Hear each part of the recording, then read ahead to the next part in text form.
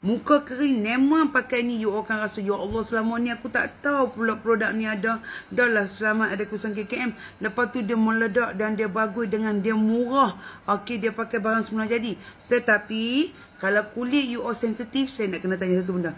Sensitif maksudnya memang sensitif ataupun skin barrier you all rosak.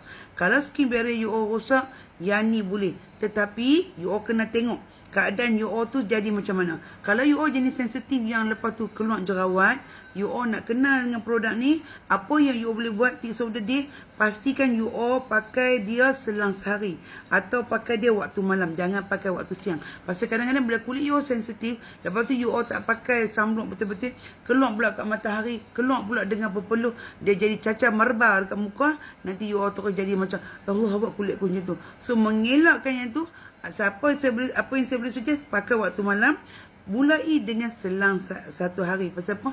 Kita nak bagi kulit kita berukuah. Dah. Bertaaruf dulu dengan dia.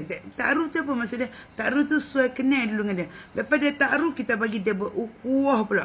Baru lepas tu you all nampak, ya Allah, kulit aku kering dan skin barrier aku sebenarnya bukan sensitif, tapi kerana dia rosak, benda ni bantu untuk repair. Pasal tu dekat kotak dia, you all tengok dia tulis repair.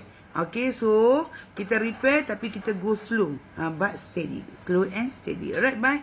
Saya pakai ini di beg kuning. Jangan risau kalau you all ada masalah kulit yang macam mana, komen, bagi tahu kat saya. Saya bukan beautician tapi saya beauty freak. Saya memang pakai produk dan saya share produk-produk yang saya pakai daripada harga mahal sampai harga murah. So yang ni antara produk yang mampu milik kerana tak semua orang mampu nak pakai yang mahal. Dan tak semestinya yang mahal itu menjadi hak murah, tak menjadi. Dan yang pastinya produk yang saya share semua ada kurusan KKM untuk selamatkan pada kulit muka kita. Panjangnya di beg kuning sekarang.